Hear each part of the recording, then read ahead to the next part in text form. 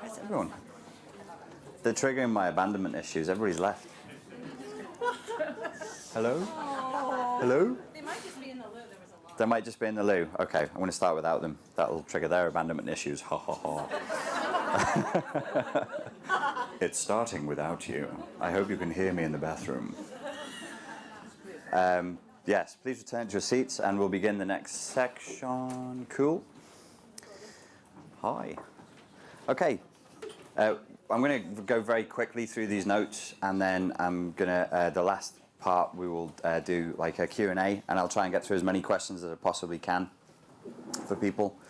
We're going to talk about gaining traction in your life. We've already discussed various things that will help you to gain traction, like not having a neurotic fear of discomfort, being willing to suffer a little bit of pain just to get yourself out of your comfort zone. We also discussed another way of getting traction was to get back in touch with your emotions. Yes, it can feel very, very scary, but you can't really get anything done. You can't do any real healing unless you're prepared to get back inside your body and back inside of the emotions and get in touch with them.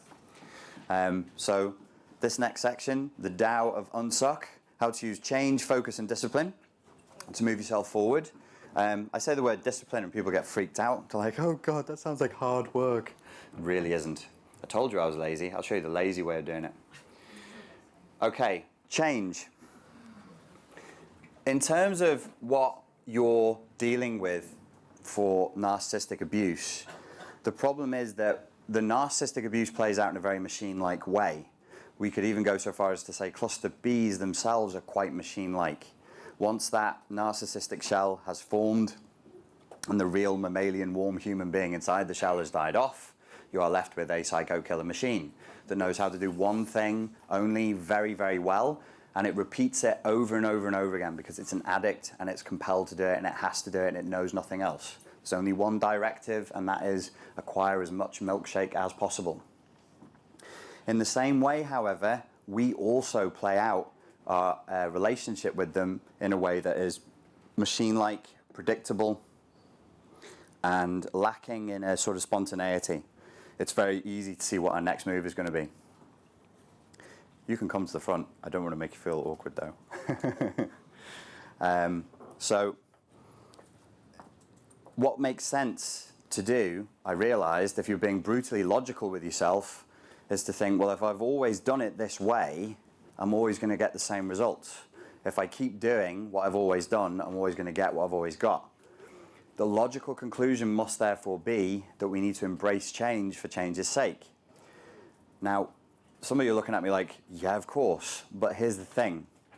The brain doesn't like change. The brain, the biology, likes homeostasis. It wants to stay the same, so we resist change. So clever people like Louise L. Hay, before you do your affirmations, with her, you have to go, I embrace the change and touch your throat chakra.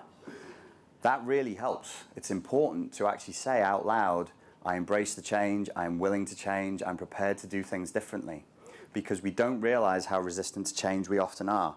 Pain can be an old friend, a very warm, comfortable place to go back to in exchange for the discomfort, the coldness, and the alien landscape of being healthy. When I do coaching with people and it actually works, and people go, that was cool, I feel better now, the next thing that will happen is inside of 2 or 3 days, they'll email me and they'll say, I feel weird. I feel weird. This feels cold. This feels like an unusual place to be. And it takes a while to reacclimatize to a non-neurotic headspace. And that's totally normal. That's a totally normal process to go through. So we have to be open and willing to embrace change. If you can increase your emotional flexibility and vulnerability, become more loose and open in your behavior, you might just improve your neuroplasticity. The research results are in. Emotional flexibility and vulnerability do improve neuroplasticity. So does physical movement. This is not a physical movement seminar, but if you can move your body through different planes and in a new and different way, that actually encourages your brain to become more neuroplastic. Neuroplasticity just means the rate of or the amount of flexibility your brain has. The way I used to explain this in the schools was, if you imagine a piece of blue tack, if you leave it on a cold windowsill, it gets very, very hard. If you stick it on a radiator, it gets very, very soft. You want it soft. The softer your brain is, the easier it is to learn. Neuroplasticity usually drops off about the age of 24 because we don't really learn that much that is massively new. That ain't good. That's not healthy. You want to keep dreaming. Remember I said that your dreams are actually your brain changing shape, forming new connections. If there's no dreams at all, it's because there's no challenge going on in life. So walking away from this lifestyle pattern of predator and prey, abuser and abusee is not necessarily going to be easy. It's going to be uncomfortable. It's going to feel weird. You could get into a new relationship where everything is fine and feel weird. And because you feel weird, freak out and dump them because there's no abuse there. And then you'll hate yourself. Isn't that cool? Yay for CPTSD. Thanks, Mum and Dad. Yay. Okay, why is change so hard? We fear change. Change is the enemy. The brain and the body don't want to change. Change requires the burning of calories. It goes against the very biological laws of efficiency to change. There is another element to this, which is, I think, I'm going to go into a bit of evolutionary psychology. And it's very hard to prove many of the assertions and theories of evolutionary psychology, I know, but it kind of makes sense. If we lived in a low-resource, high-threat environment, and we evolved in that environment for millennia as the machines that we are today, it would make sense to resist change.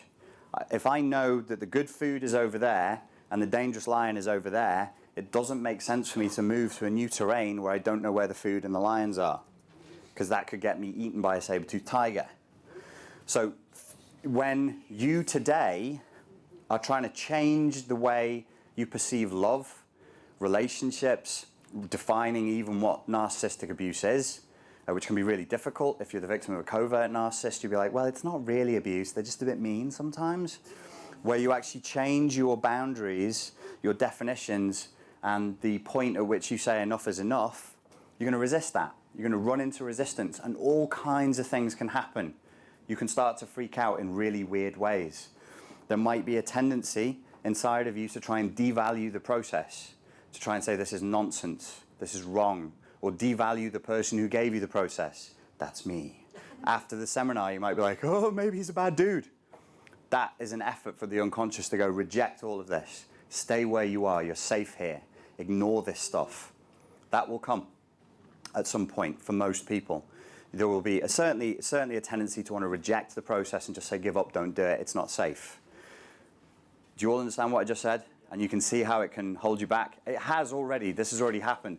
If this wasn't in place, you guys would probably be fine. You wouldn't even need to talk to me. It's this rigidity. It says, no, stay here. For survival's sake, don't move, stay here.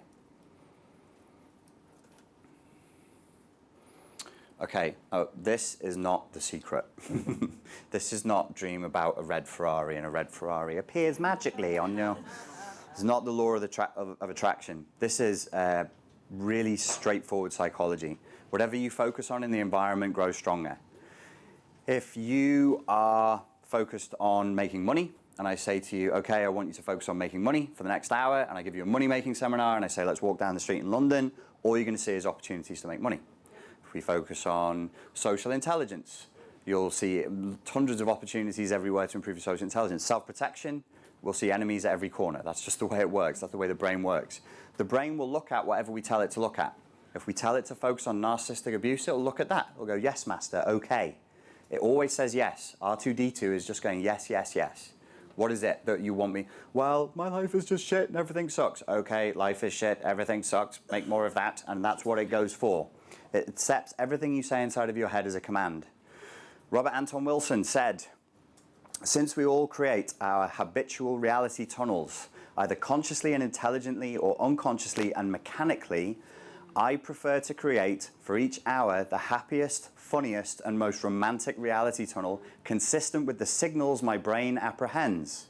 I feel sorry for people who persistently organize experience in sad, dreary, and hopeless reality tunnels and try to show them how to break the bad habit, but I don't feel any masochistic duty to share their misery.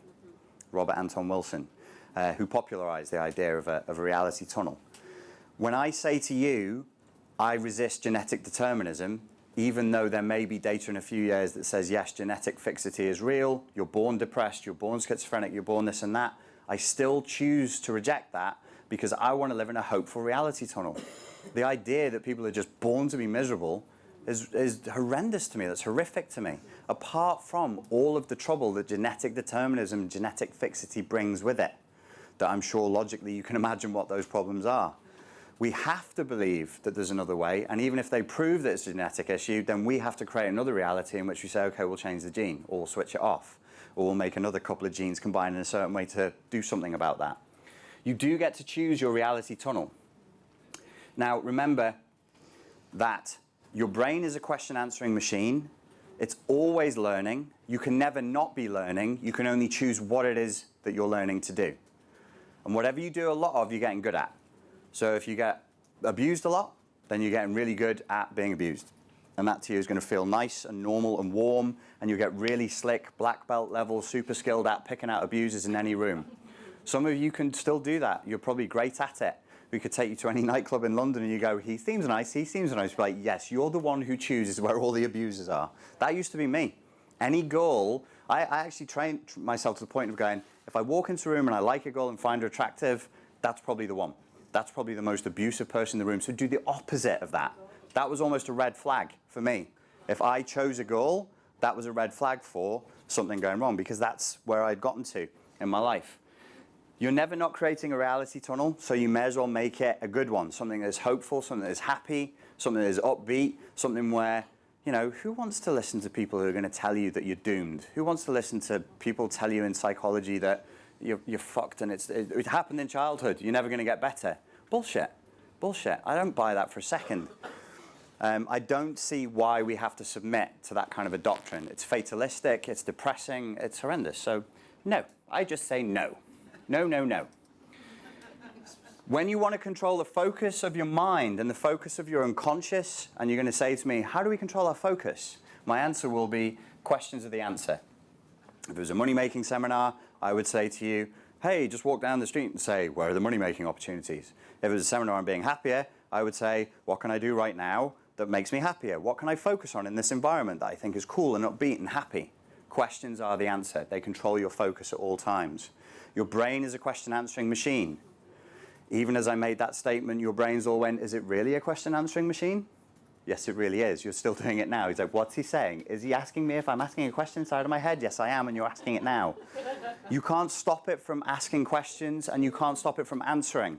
Your brain is a bullshit merchant. What was the elephant's name? And your brain will give me an answer. It'll go, Brian? Instead of just going, I don't know, it goes, I think he was called Fred. What fucking elephant? There's no elephant, but the brain doesn't want to say I don't know, so it'll just give crap as an answer. So you don't fight that, don't hate it, use it. Just go, what do I have to feel really cool about now, brain? And it's going to give you some kind of silly answer that you don't have to take seriously. Okay, Terence Mckenna. I love Terence. I think he might have taken a few too many mushrooms, however. But he was a great guy. He does, doesn't he? He's like, culture is not your friend. I was listening to an interview between Joe Rogan and Graham Hancock recently, and Graham Hancock was describing how Terence Mckenna taught him that he can build rapport with his washing machine. He was like, yeah, you can break the boundaries of anything, even your washing machine. I'll have whatever he's having. So Terence McKenna said, reclaim your mind and get it out of the hands of the cultural engineers who want to turn you into a half-baked moron consuming all this trash that's being manufactured out of the bones of a dying world.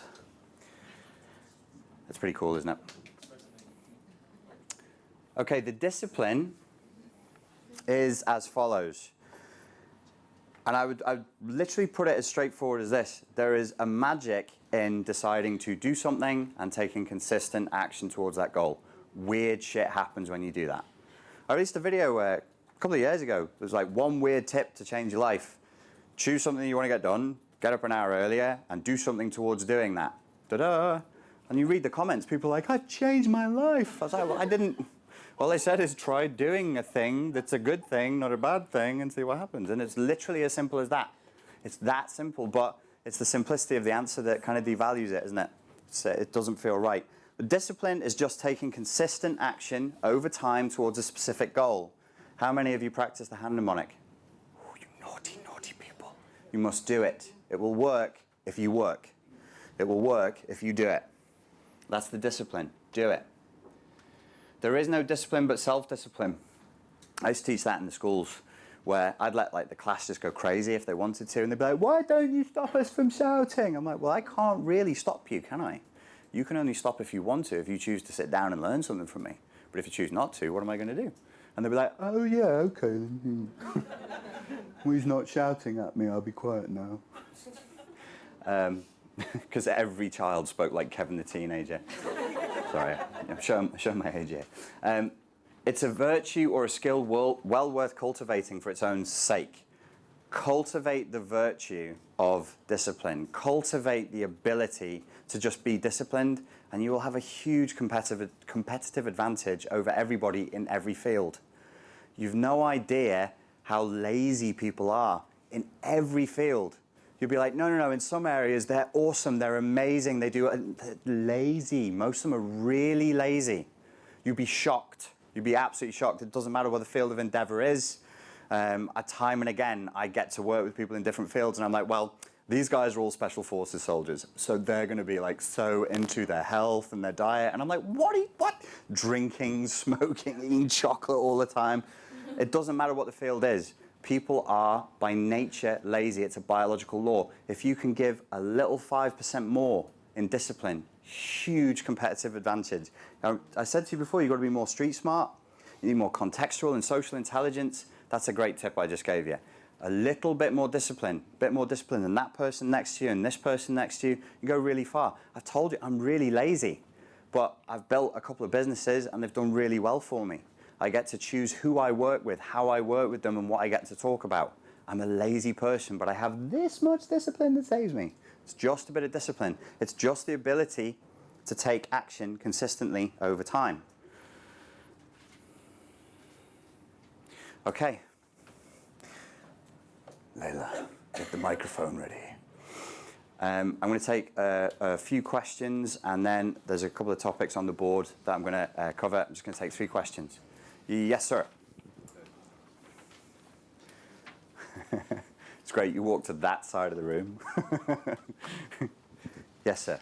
Okay, so if I do everything that has been so kindly and gratefully given by you... I would be amazed if anybody in this room does everything that well, I said, but yes. If I attempt to... If you attempt to. And do it diligently and with discipline... Yeah. I'm trying to finish off a degree at the moment, and post-narcissism, my concentration levels have gone to an all-time low. Yeah. But I need to get back on the horse. Yeah.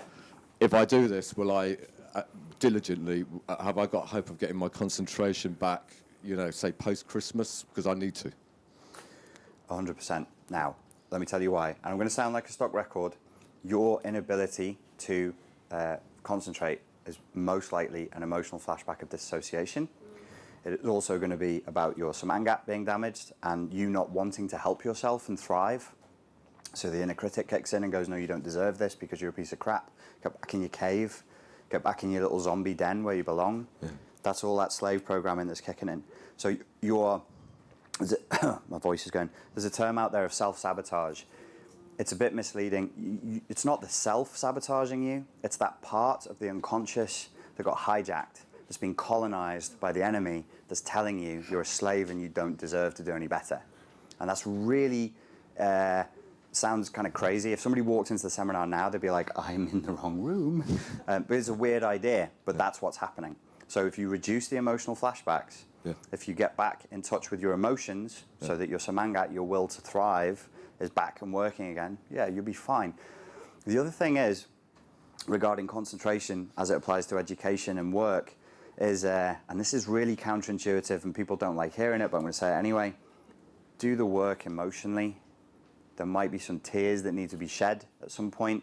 You do that, you grieve, you let go of what was lost, look at what was lost, concentration goes through the roof, it's incredible. You'll have the experience that I used to read when I was into meditation and Buddhism. People were like, oh, after meditation, colors seems brighter and sound seems like... after grieving, after a good session of therapeutic movement, I would say that is what you can get. The onboard system is clogged up. The RAM is not functioning. The virus is just taking up all that space. And once that's been cleared, you can see again. And I expect you to do really well and find it easy and have a good time whilst you're doing it. It's a hypnotic suggestion. It's going right into your mind now. Okay, I'll take it. Thank you. All right, It's actually an English degree, and there's a lot of critical thought involved. Oh, brilliant. And I was getting first all along, and then this happened with the X, and it's just completely gone to shit, basically. Yeah. Handle the emotional flashbacks. You'll be right on the horse in no time. I'm going to say something that I hope provokes a rebellion in you all and makes you say, fuck you, I'm not going to allow that to be me. I know because I've studied marketing for years. There's a great, if any of you are thinking of running your own business, a great marketer called Dan Kennedy. He's very big on the psychology of marketing. He estimates, and he's been doing this for a long time, 90% of all courses that are bought online don't even get opened. They don't, 90%. I've seen that. Somebody close to me did it. She spent 120 quid on exercise DVDs. 3 months later, the cellophane wrap was still on. I was like, what? This is so expensive. Why didn't you open the PX90 and do it? And she was like, I haven't got time. Could you watch them for me and could just condense it? How lazy are you? Don't let that be you. Take everything I've given you and use it. It works. I promise you, it works. But you have to work it. And it works really quickly, and it can be a nice experience, it can be fun, it can be a laugh, you'll be a better person, enjoying a much better life. I can't really sell you on the idea of doing this more than that. It's a great thing. Please do use this stuff. I'll take one more question, then there's a couple of things I need to cover. Anyone? Okay, I'm going to go straight into the topics I promised I would cover before. I didn't cover anger. Do any of you find that you have anger issues? I'm really pissed about that. You're really pissed about that?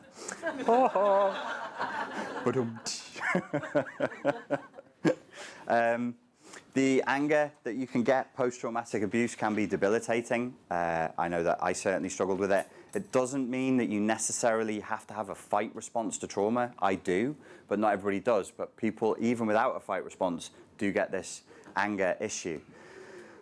If you want to remove the anger, I'll cover this really, really quickly. Behind the anger is sadness, is tears, is a lack of grievingness. I went to a seminar in Malaysia, and there was a Chinese Qigong master there who also did TFT, and he said, who wants to be a volunteer for this exercise? And I went, yeah, I do. And he stuck me out in a room full of people, and he said, you seem like an angry guy. I was like, what do you mean? He said, what was the last time you got angry about? And I was like, well, driving in Kuala Lumpur traffic really, really makes me angry. So I was angry about 20 minutes before I got to this cafe. And he said, okay. And he did a whole process with me. And he said, but behind the anger, you seem to be quite sad. Why?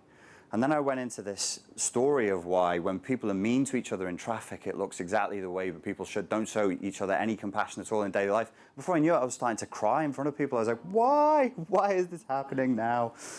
It's left me with the idea that many people who, like me, are addicted to rage are in a defense against their vulnerability. They're in a defense against the sadness that they feel for whatever it is, whatever injustice it might be, whatever primal sense of wrongdoing it is. It must be looked at, it needs to be tapped, it needs to be expressed.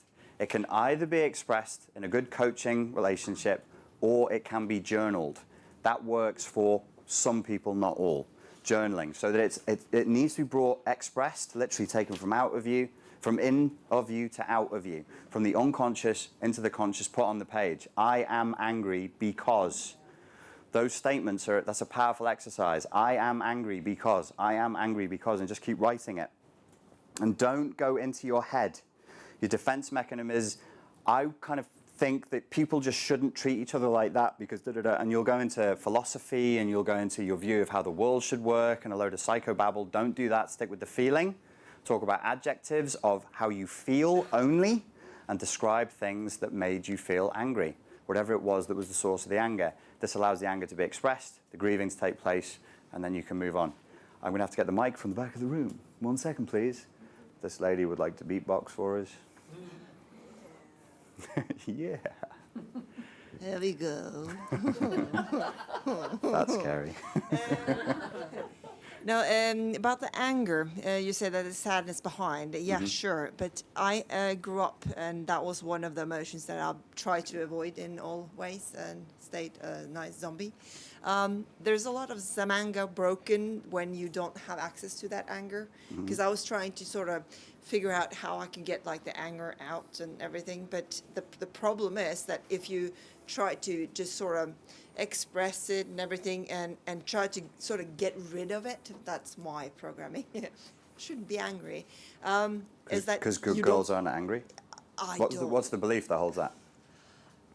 Why shouldn't you be angry? Who told you that?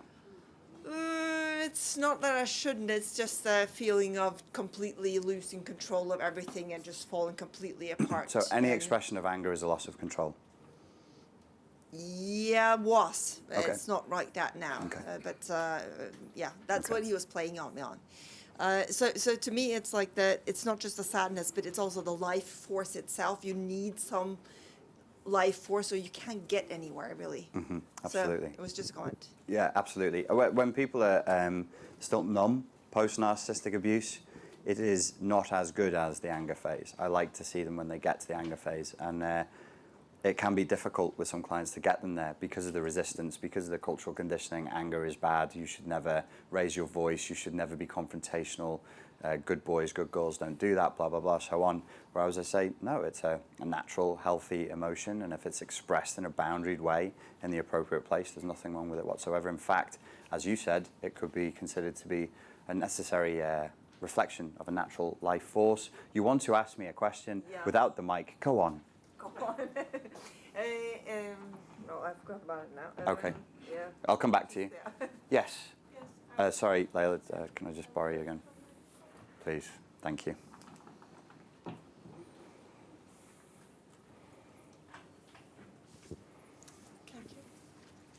I was just thinking about anger. I had a mother that was very cluster B type person, and so I wasn't allowed to be angry. Good girls don't reject their mother with their anger. That's okay. a bad feeling. So that was an inconvenience to her. Yes.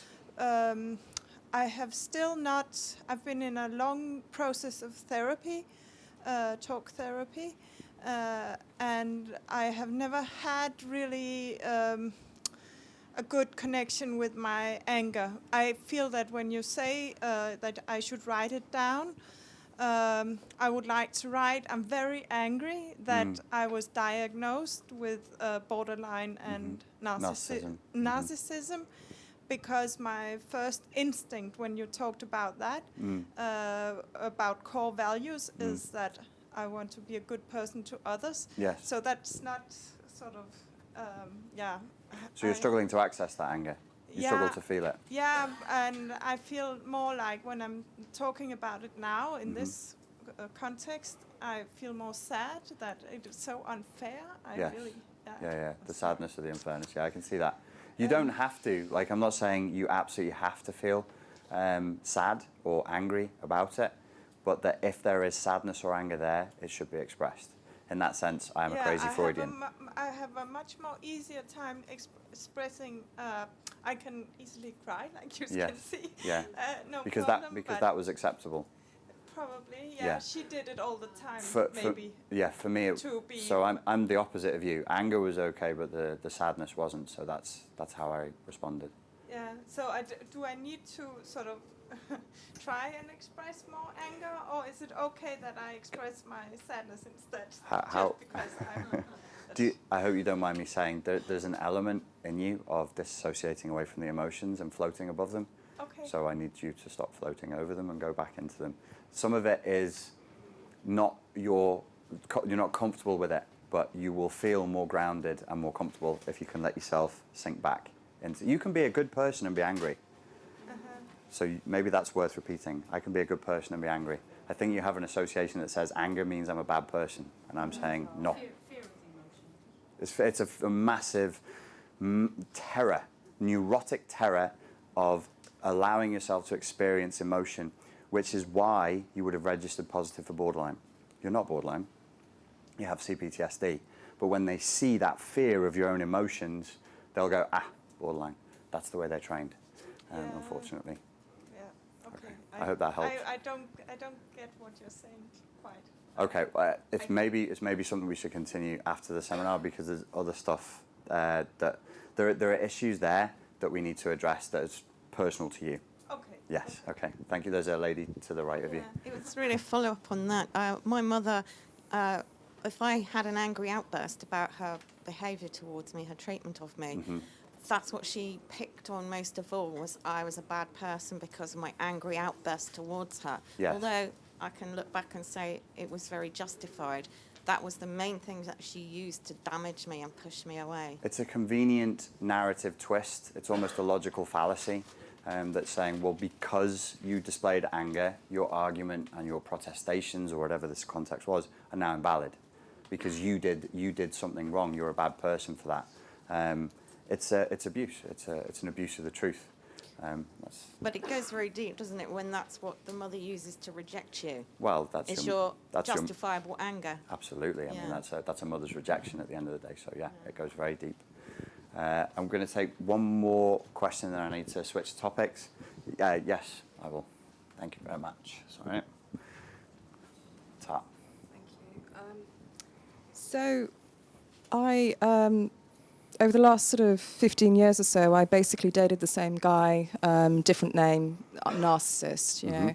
And with your courses and this seminar as well, I have, many months later, is it possible to find a level of peace with your narc ex? Because I remember one of your videos when you said, well, yes, you know, I can... have I forgiven that person? Well, I don't know if I have or not, but I mean, it's a long time ago, you did that video.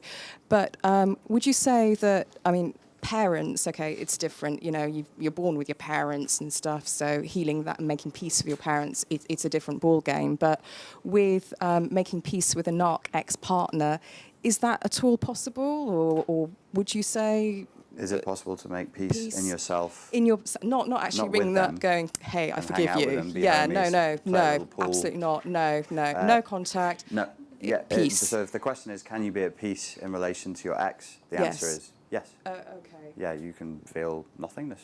You can feel absolute neutrality. If the unconscious thinks you are safe and believes you are safe, you're still focused on the ex.